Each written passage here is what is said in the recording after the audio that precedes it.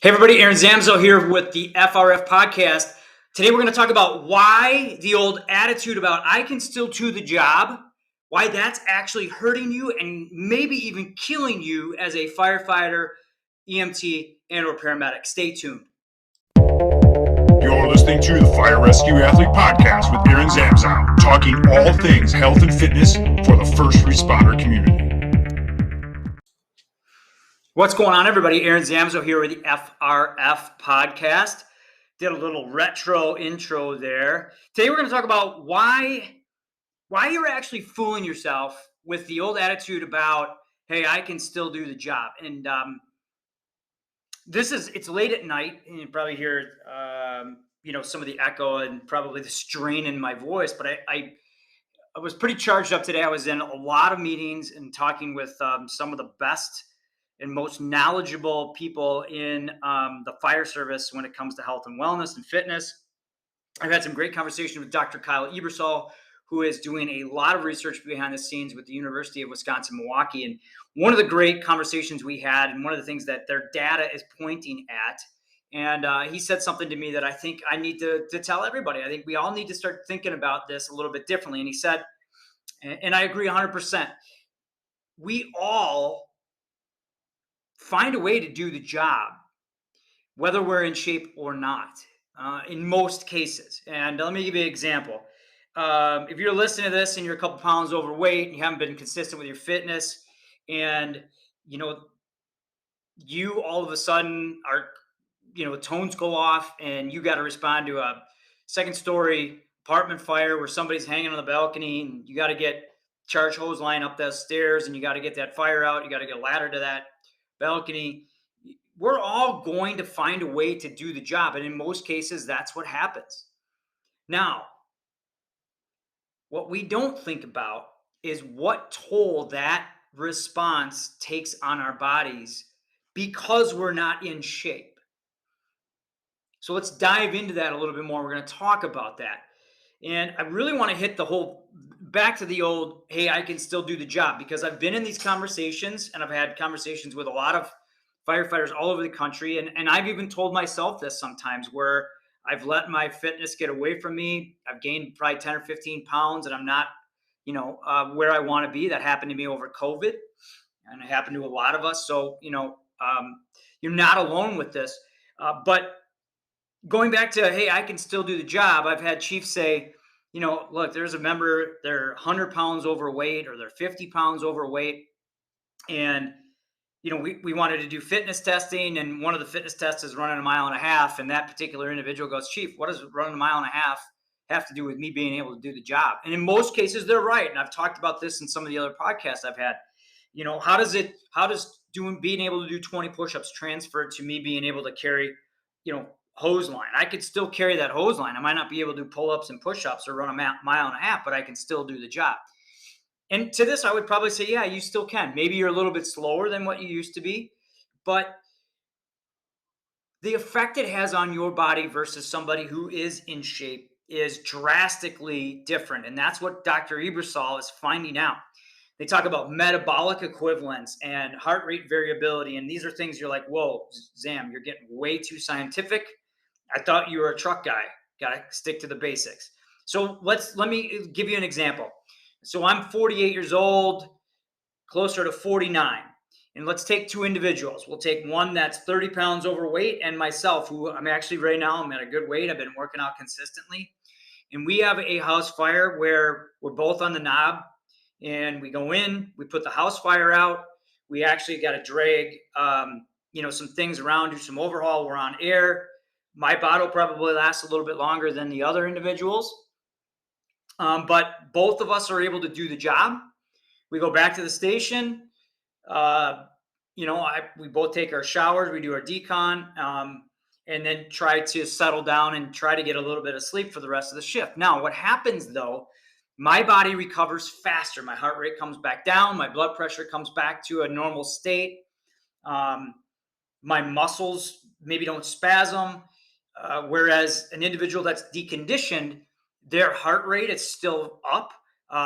Their heart rate is the variability, which is, the amount of distance between your beats. it is in a kind of a rhythm that's more stressful on the body. Blood pressure is probably up.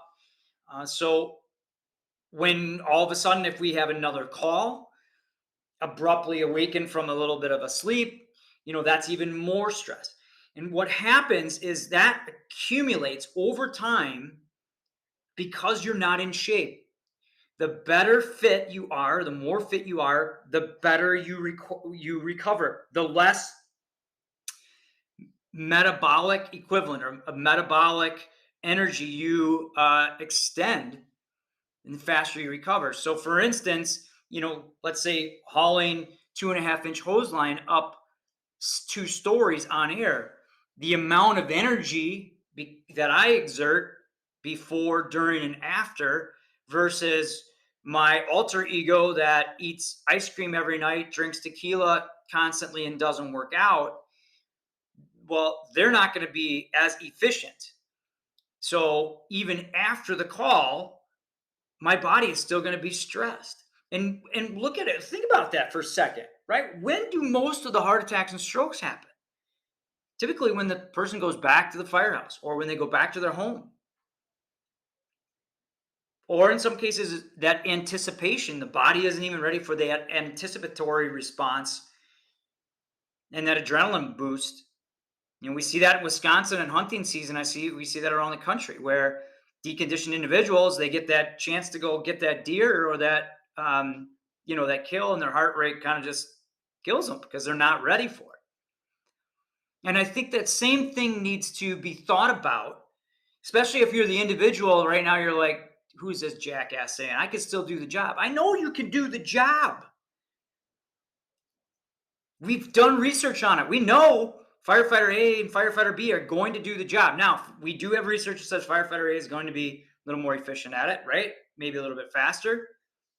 But over the long haul, or over even a couple days after that call or after that strenuous activity, firefighter A, who's in shape, is ready to go back, is ready to do it again. Firefighter B may not be. But here's the problem. We both have the shift coming the next day, or we have a call coming later that night. And what happens is that stress begins to accumulate, and that leads to injury in a lot of cases, and in some it leads to death. Now, let's even add on top of that then poor nutrition, which also adds to stress, adds to cortisol levels adding up in the body. And that's why it's kind of a vicious circle, because then I know what happens is we just keep kidding ourselves and saying, well, I can do the job. I can do the job. Yeah, you can. But at what cost are you being able to just do the job? And sometimes I think that mindset of, yeah, I can still do the job is what actually stops us from actually making progress, because deep down inside, maybe we're a little scared that we can't.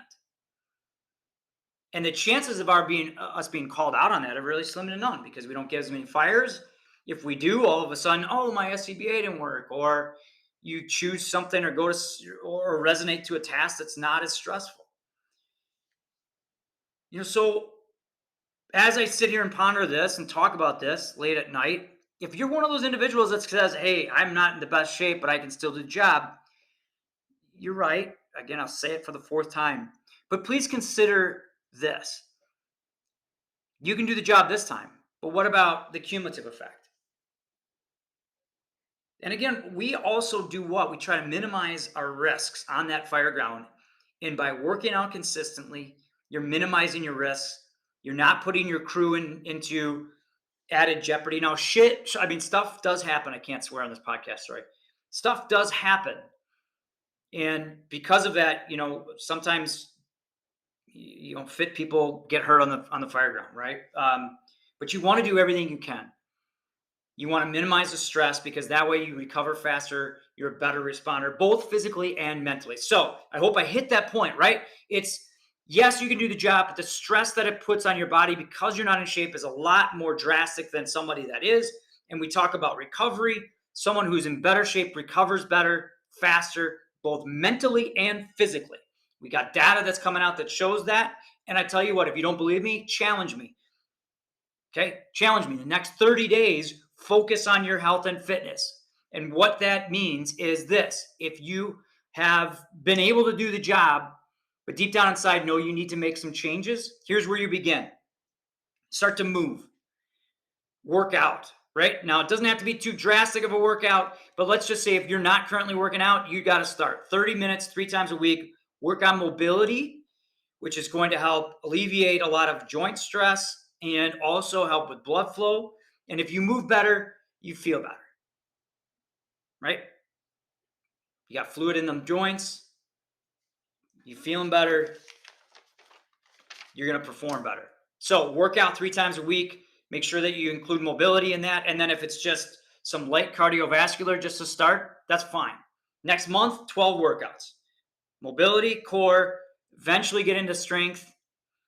But 30 minutes, that's it. You can do more, but start there. Next thing, hydrate every single day. Try to aim for half your body weight in ounces. Why?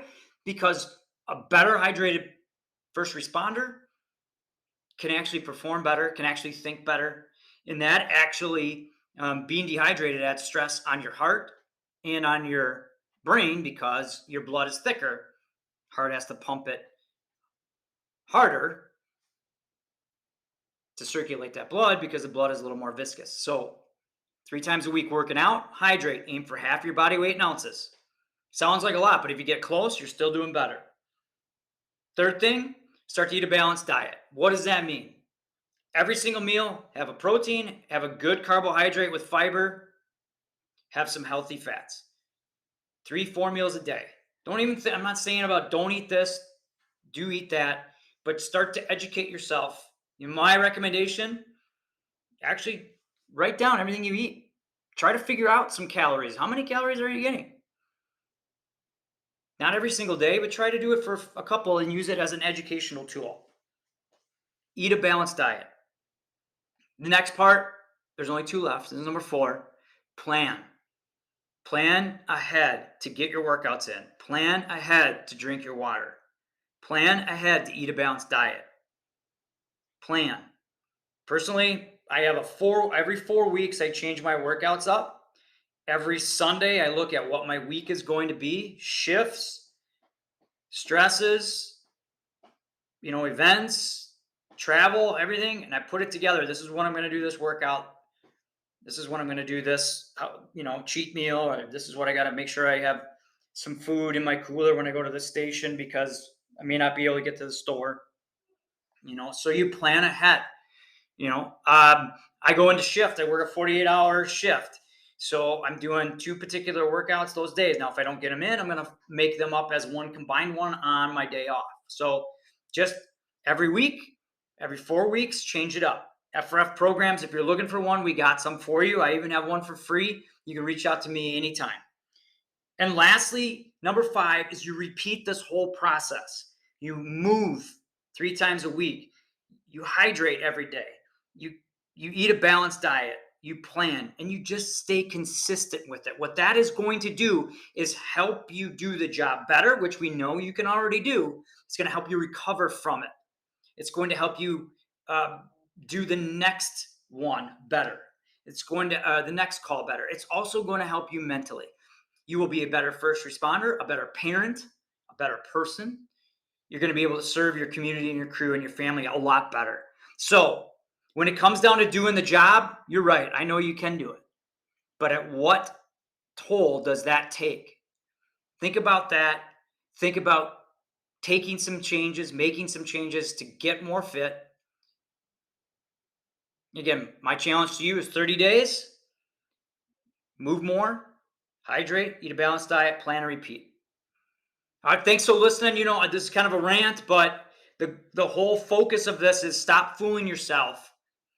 And stop saying you can do the job because we know you can. But if you're 50 pounds overweight or 100 pounds overweight, or you're 20 pounds overweight, haven't been doing consistent fitness, eating like crap, what toll is that one call going to have on you? And or a cumulative effect of not sleeping, stressing out your body because you're not eating right and because you're not taking time to take care of yourself physically. So my challenge to you is do that. Start making changes and be the example. I know you got it in you. The FRF Nation is all about that. If you reach out to me, I got a program for you. I can get you started. You can use the FRF app. You can get some coaching from me. So please reach out. I'll try to leave a link in the overview of this particular podcast. But lastly, please reach out. Please take care of each other. Please take care of yourself. Stay fit for duty, and let me know how I can help you and your crew. Thanks for listening to the Fire Rescue Athlete Podcast with Aaron Zamzow. Please link and share if you'd like more.